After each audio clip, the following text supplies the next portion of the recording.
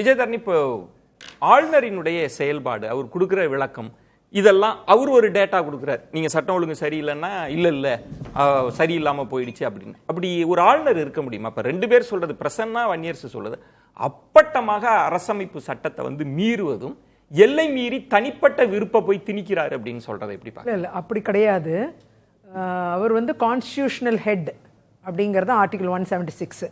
Article 176 of the Indian Constitution mandates the governor's special address to the state legislature at the beginning of the first session, after each election, general election, and the first session of every year, informing them of government's legislative agenda and plans, ensuring transparency and accountability between the executive and legislature at the state level. நீங்க first part அவர் எப்போ வந்து address பண்ணலாங்கிறது. Second part என்ன சொல்லுதுன்னா, government legislative agenda and plans சொல்கிறதோடு சேர்த்து வெளிப்படைத்தன்மையும் அக்கௌண்டபிலிட்டி, ஏற்கனவே 4 ஆண்டு காலம் நடத்திய ஆட்சியோட அக்கௌண்டபிலிட்டி, அதையும் அதில் ஃபிக்ஸ் பண்ணணும் between the executive and the legislature at the state level. ரெண்டாவது பார்ட்டில் தான் அவர் அதெல்லாம் பேசுகிறாரு. ஆர்டிகல் 176ல் அவருக்கு சில திருத்தங்களை பண்ணுறதுக்கு பவர் இருக்குது. செகண்ட் பார்ட்டில் டிரான்ஸ்பரன்சி அண்ட் அக்கௌண்டபிலிட்டியை ஃபிக்ஸ் பண்ணுற அதிகாரம் வந்துடுது அதில். அதன்படி நீங்கள் பார்த்தீங்கன்னா கவர்னர் அட்ரஸில் வெறும் கவர்னர் வந்து கவர்மெண்ட் சொல்கிறத அப்படியே கிளி மாதிரி கிளிப்பிள்ள மாதிரின்னு சொல்லுவாங்க, அப்படியே ரிப்பீட் பண்ணுறது, அப்படி ரிப்பீட் பண்ணுறது கிடையாது. அங்கே ஒரு டிரான்ஸ்பரன்சி அக்கௌண்டபிலிட்டி இருக்குது. அவர் சொல்கிறதுல ஒரு டிரான்ஸ்பரன்சி அக்கௌண்டபிலிட்டி எக்ஸிக்யூட்டிவ் லெஜிஸ்லேச்சர் மத்தியில் உருவாக்கக்கூடிய ஒரு விஷயத்தை, ஒரு வெளிப்படைத்தன்மையும் ஒரு அக்கௌண்டபிலிட்டியும் உருவாக்கக்கூடிய ஒரு கடமை ஆளுநருக்கு இருக்கிறது அப்படிங்கறத 176. அப்படி இருக்கும்பொழுது பாயிண்ட், நல்ல பாயிண்ட். அதான் பிரசன்னாவும் சொன்னார். முதல்ல விளக்கம் கேட்கலாம். ஆளுநர் உரை குறித்து அனுப்புறாங்க, அவர் விளக்கம் கேட்கிறார், விளக்கம் கொடுக்கறாங்கன்ற வரைக்கும் அந்த கடித போக்குவரத்து சரியா இருக்கலாம். இவர் தன் கருத்தை மேல ஏத்தி பேச முடியுமா? இல்ல, கொள்கையில போய் இவர் கொள்கையில தலையிட வேண்டாம். ஆனா அதே நேரம் தவறாக இருக்கக்கூடிய விஷயங்களை சுட்டி காண்பிக்க இவருக்கு பவர் இருக்கு. ஏன்னா அக்கௌண்டபிலிட்டியும் வெளிப்படைத்தன்மையும் அக்கௌண்டபிலிட்டியும் பேஸ் பண்ணி அவர் தன்னோட உரையை அமைக்க முடியுங்கிறது தான் 176. Very clear. சில விஷயங்கள்ல அவருக்கு வந்து ஒப்புதல் இல்லைன்னா அது அரசாங்கம் அந்த விஷயத்தை மாற்றி அமைச்சிருக்கணும். அந்த உரையில அவர் சொல்றபடி மாற்றி அமைக்க முடியலன்னா கூட இவங்க அதுக்கேற்ற மாதிரி அது விளக்கங்களை மாற்றி அமைச்சிருக்கணும். ஒன்றும் இல்லை, அந்த விஷயங்கள் தவறாக இருக்குன்னு அவர் சொன்னார்னா அவர் அதை ஏற்றுக்கிட்டு அதை கரெக்டான டேட்டாவை கொடுக்கலாம். இல்லை என்ன நிலைமையில் இருக்குன்ட்டு. இப்போ 12 லட்சம் கோடி முதலீடு பெறப்பட்டிருக்கு, அது பேப்பர் அளவில் இருக்குன்னு அவர் சொல்லியிருக்கிறார். அவர் வந்து ஆஃப்டர் மாத், அதுக்கப்புறம் உள்ள விஷயங்களை அவர் எக்ஸ்பிளைன் பண்ணுறாரு.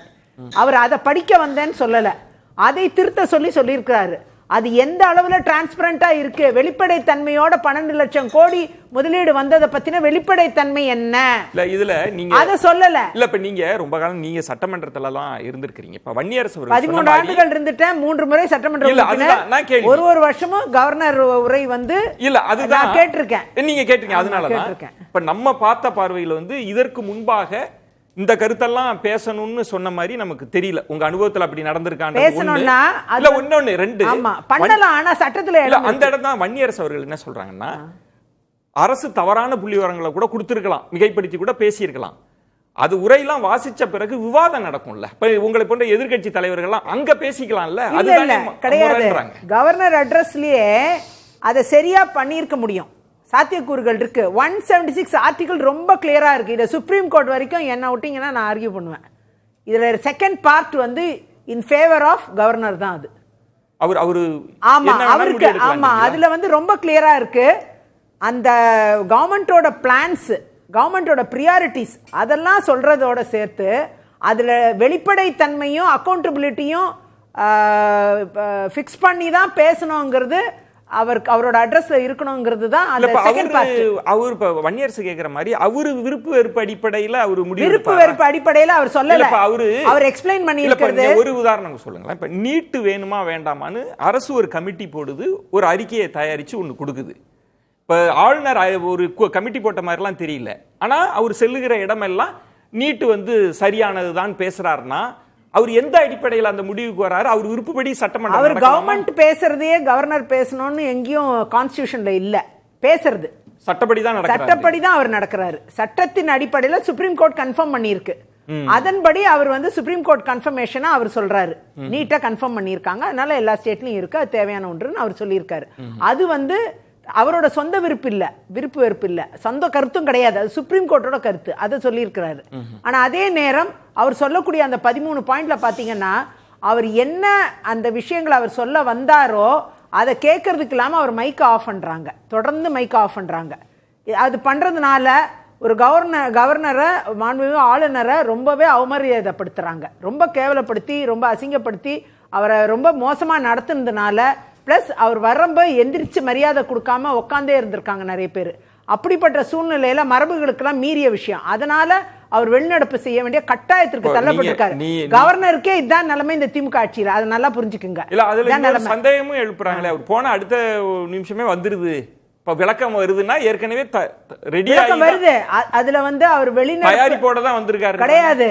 ஒரு 13 பாயிண்ட் ஷார்ட்டா ஒரு 13 பாயிண்ட் வந்து சொல்றதுக்கு 5 நிமிஷம் கூட ஆகாது, நானே 5 நிமிஷத்தை சொல்லிடலாம். அந்த அளவுல வந்து இன்னைக்கு அவர் சொல்ற எல்லா விஷயங்களுக்கும் மாறா இருக்கு அந்த டாக்குமெண்ட்.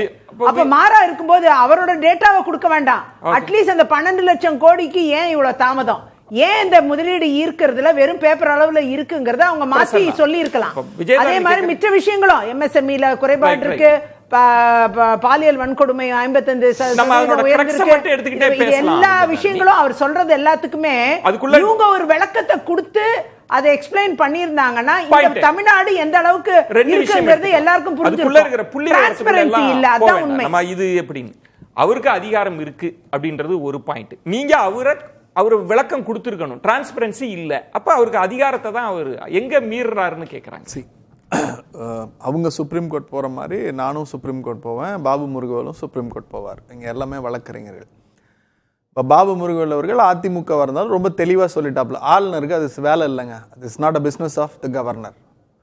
திரும்பவும் நானும் அதைத்தான் சொல்றேன், பாஜக ஆளாத எதிர்கட்சிகள் ஆளுகிற மாநிலத்தில் இருக்கிற கவர்னர்கள் என் கேரளாவில் வந்து வாசிக்கிறப்ப அந்த மாநிலத்தின் உரையை சொல்றப்ப அவர் சொல்றாரு, இதுல எனக்கு உடன்பாடு இல்லை, ஆனால் சட்டமன்றம் தயாரித்து கொடுத்த உரை என்பதால் நான் வாசிக்கிறேன்.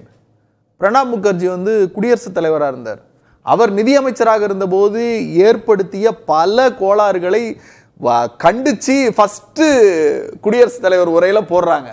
ஆனா குடியரசுத் தலைவராக இருந்தா அதை அவர் வாசிச்சார். குடியரசுத் தலைவராக இருந்து அந்த செஷனை தொடங்கி வைக்கிறப்ப அவருக்கு there is no special right. My learned advocate Vijayadharani சொல்றாங்க அக்கௌண்டபிலிட்டி இருக்கு அப்படிங்கிறாங்க. Accountability for what? எக்ஸிக்யூட்டிவ்ங்கிற ஒரு வார்த்தை வருது, என்னைய விட அவங்க நிறைய படிச்சவங்க அப்படிங்கிற அடிப்படையில் வாட் இஸ் மீன் பை எக்ஸிக்யூட்டிவ்ங்கிறத டெஃபினிஷன் பண்ணோம்னா இந்த ஷோ ஃபுல்லாவே பேசலாம். நீங்க மக்களால் தேர்ந்தெடுக்கப்பட்டவருக்கும் எக்ஸிக்யூட்டிவ்க்கு பவருக்கும் வித்தியாசம் என்னன்னா, people representation is more then the executive power. Governor என்பவர் சட்டமன்றத்தினுடைய ஒரு தலைவர், அவ்வளவுதான். அந்த தலைவர் என்பவர் ஒரு அடையாளத்தினுடைய சிம்பிள் தானே, இட்ஸ் ரெப்ரசன்டேட்டிவ் சிம்பிள் தானே. சிம்பிளா பார்வையாளர்களுக்கு புரியறதுக்காக கேக்குறேன், இல்லாத பவரா அவர் எக்ஸர்சைஸ் பண்றாரு. கண்டிப்பா விஜயதாரணி அவருக்கு சட்டம் கொடுத்திருக்குங்க, அதை தான் அவர் பயன்படுத்தி. சட்டத்துல நான் தான் சொல்றேன்ல, வார்த்தையரப்ப இன்டர்பிரிட்டேஷன் வந்து யார் எப்படி வேணாலும் பண்ணலாம், சட்டம் வந்து ரொம்ப தெளிவா இருக்கு. அதை கடந்து 208 என்ன சொல்லுது, இவங்க சொல்றாங்கல்ல 176ல ஒரே ஒரு வார்த்தை அக்கௌண்டபிலிட்டி அப்படிங்கிறது, எக்ஸிக்யூட்டிவ் அக்கௌண்டபிலிட்டி அப்படின்னு. 208 என்ன சொல்லுது, நான் என்ன முடிவு பண்றேனோ அதைத்தான் ஆளுநர் செய்ய முடியும்னு கவர்னன்ஸ் சொல்லுது, இந்திய அரசியலமைப்பு சட்டம் சொல்லுது. இது எல்லாம் கடந்து அவங்க ஒரு விஷயம் சொல்றாங்க, ஆளுநர் ஒரு குற்றச்சாட்டுகளை வைத்தார், ஒரு 13 குற்றச்சாட்டுகளை வைத்தார். மேடம் சொன்னாங்க முதல் குற்றச்சாட்டு நீங்க வந்து 12.16 லட்சம் கோடி எங்க இருந்து வந்துச்சு அப்படின்னு கேட்டாங்க. நாங்க வந்து 12.16 லட்சம் கோடி இல்ல, நாங்க அதுக்கு மேலேயே லட்சம் கோடிகளுக்கான முதலீடை நாங்க ஈர்த்திருக்கோம் அப்படின்னு சொன்னோம். நாங்க சொன்னதை வந்து பாஜக ஏத்துக்குமா? ஏத்துக்காது. ஆனா நிதி ஆயோக்கும் ரிசர்வ் வங்கியும் சொல்லுது, இன்றைக்கு தொழில் முதலீட்டில் முதலிடத்தில் தமிழ்நாடு இருக்கிறது. யார் சொல்றா? நிதி ஆயோக்கும் ரிசர்வ் வங்கியும். இத ஆளுநர் மறுக்கிறாரா? நிதி ஆயோக்கு இருக்கிற டேட்டா ஏன் ஆளுநருக்கு வரல? நான் முடிச்சறேன், 2 பாயிண்ட் மட்டும் முடிச்சறேன். ரெண்டாவது எம்எஸ்எம்இ பேசினாங்க. எம்எஸ்எம்இல கடந்த வாரம் ரிசர்வ் பேங்க் சொன்னுச்சு 6.82 lakhsல இந்தியாவிலேயே சிறு குறு தொழில் உற்பத்தியில் முதலிடத்தில் தமிழ்நாடுன்னு ரிசர்வ் வங்கி சொல்லுது. முடிச்சறேன். இந்த ரிசர்வ் வங்கிக்கு கிடைச்ச டேட்டா வந்து ரிசர்வ் வங்கியோட தான் இல்ல ஆளுநர் சொல்ற டேட்டா 4 லட்சம்னு சொல்றதா? மூணாவது இத மட்டும் முடிச்சறேன். பெண்கள் கல்வி அப்படின்னாங்க. பெண்கள் கல்வி குறித்து நான் பேசல. ஆளுநர் ஒரு இடத்துல பேசுறார். அத நான் உங்களுக்கு இப்ப நான் ஒரு நிமிஷம் ப்ளீஸ் பெண்கள் கல்வி சொல்லல, பெண்கள் பாலியல் வன்கொடுமை நான் எடுத்துக்கிறது இல்ல ரொம்ப முக்கியமானது crime against women. Absolutely இல்ல, crime against women தான். Children have come to Tamil Nadu, they feel very comfortable. Yes. எங்க சரி பெண்கள் பாதுகாப்புல இல்ல முடிச்சறேன். பெண்கள் இது ஆளுநருடைய இல்ல சார், நான் முடிச்சறேன். பெண்கள் பாதுகாப்பு இல்லன்னு அவங்களும் சொல்றாங்க, ஆளுநரும் சொல்றாரு. அதே ஆளுநர் போன மாசம் படிக்க டெல்லிக்கு போனா அச்சம், உத்தரப்பிரதேசத்துக்கு போனா அச்சம், ஆனா தமிழ்நாட்டுக்கு வந்தா பாதுகாப்பாக உணர்கிறார்கள்னு சொன்ன வாய் எந்த வாய்? எப்படி முன்முடிவுக்கு வராரு அப்படின்றது. இப்ப நீங்க முதலீடுகள் சார்ந்தெல்லாம் பேசுறப்ப இல்ல அவரு டேட்டா வச்சிருக்காரா, அவரு கொடுப்பாரான்ற ஒரு கேள்வி இருக்குல்ல. டிரான்ஸ்பரன்சி, மக்கள்கிட்ட வந்து முதலீடுகளை ஈர்க்கல, என்னிடம் இருக்கிற தரவுகள்னு அவரு கொடுப்பாரா? ஆளுநர் மாளிகை கொடுக்குமா? அப்படி ஆளுநர் மாளிகை கொடுக்க வேணா, நாமளே நேஷனல் கிரைம் ரெக்கார்ட்ஸ் பியூரோவை பார்க்கலாம். அதுல என்சிஆர்பி பார்த்தாலும் சரி, எஸ்சிஆர்பிலையும் சரி, ஸ்டேட் ரெக்கார்ட்ஸ் பியூரோலையும் சரி, அதிகமாக பாலியல் வன்கொடுமை தமிழ்நாட்டில் அதிகரித்திருக்கிறது. போதைப் பொருள் புழக்கத்தினால அதிகமான குற்றங்கள் அதிகரித்திருக்கிறது அப்படிங்கிறது தமிழ்நாட்டில் அதிகரித்திருக்குங்கிறது என்சிஆர்பி டேட்டாவும் இருக்கு, எஸ்சிஆர்பி டேட்டாவும் இருக்கு. அந்த வகையில வந்து அந்த என்சிஆர்பி டேட்டாவை ஆன்லைன்ல இப்ப எடுத்து வாசிக்க சொல்லுங்களேன். இந்த வருஷத்துக்கான டேட்டால எந்த மாநிலம் போதைப் பொருள் பழக்கத்துல முதலிடத்துல இருக்கு, தாழ்த்தப்பட்டோர் ஒடுக்கப்பட்டோருக்கான அந்த அட்டூழியங்கள் இருக்குல்ல, அது எதுல முன்னாடி இருக்கு? இப்ப உங்க கையில போன் இருக்கு, இன்டர்நெட் இருக்கு, இப்ப தயவு செஞ்சு எடுத்து வாசிங்க. எங்களோட விருப்பத்தை சொல்லிடுறேன், தமிழ்நாடு அந்த டேட்டால இருக்க கூடாது. ஆனா தமிழ்நாடு அந்த டேட்டாக்குள்ள முதலிடத்துல இருக்கு, முதலிடத்துல இருக்கு, இரண்டாவது இடத்துல இருக்கு, அஞ்சாவது இடத்துல இருக்கு, எந்த இடத்துல வேணா இருக்கட்டும், ஆனா இருக்கவே கூடாது. இல்ல அது ஒரு லட்சியம்.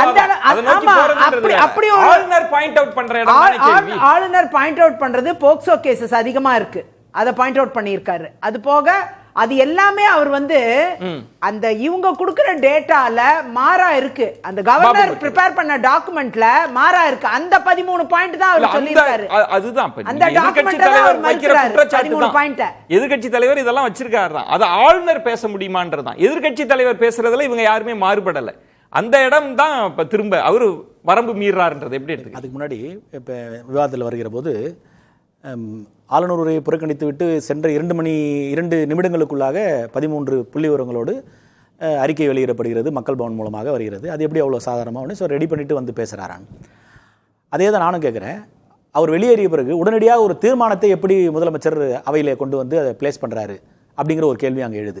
அப்போ இதுபோல் ஒரு சூழ்நிலை நடக்கும், அதற்காக அவர்களும் தயாராக இருந்திருக்கிறார்களா என்றது கேள்வி ஒன்று. ஆளுநர் மரபை மீறிவிட்டார் நம்ம பேசிக்கிட்டு இருக்கிறோம். இன்றைக்கு முதலமைச்சரும் மரபை மீறி இருக்கிறார். ஆளுநர் உரைன்றது வந்து தமிழ்நாட்டை பொறுத்தவரையில் தமிழ் தெரியாத ஆளுநர்கள் இங்கே வருகிற போது அவர்கள் ஆங்கிலத்தில் உரை வாசிப்பார்கள், அதனுடைய மொழியாக்கத்தை பேரவைத் தலைவர் வாசிப்பார். ஆனால் தமிழ் தெரிந்த ஒரு ஆளுநர் வருகிறார் என்று சொன்னால் அங்கே ஆங்கிலத்துக்கு வேலை கிடையாது, நேராக வந்தவர் ஆளுநர் உரையை வாசிப்பார், அதோட முடிஞ்சிடும். அன்றைக்கி அன்றைய அவை அலுவல் அதோட முடிஞ்சிடும். இப்போ மகாராஷ்டிரா நார்த் இந்தியாவிலாம் பார்த்தீங்கன்னா ஹிந்தி தெரியும், அவங்க ஹிந்தியில் வந்து வாசிப்பாங்க, அதோட முடிஞ்சு இந்த மொழியாக்கம் அதெல்லாம் அங்கே இல்லை. அன்னைக்கு வேற எந்த விதமான அலுவலும் நடக்கக்கூடாது, வேற எந்த விதமான விவாதமும் நடக்கக்கூடாது. ஆனால் இன்றைக்கு புதிதாக ஒரு தீர்மானத்தை கொண்டு வந்து அந்த தீர்மானத்தின் மீது ஓட்டெடுப்பு நடத்தி அதை நிறைவேற்றி இருக்கிறார்கள். இது மரபை மீறிய செயலா இல்லையா என்பதை நான் உங்களுடைய பார்வைக்கும் முதலமைச்சருடைய பார்வைக்கும் உங்களுடைய பார்வைக்கு நான் வச்சேன்.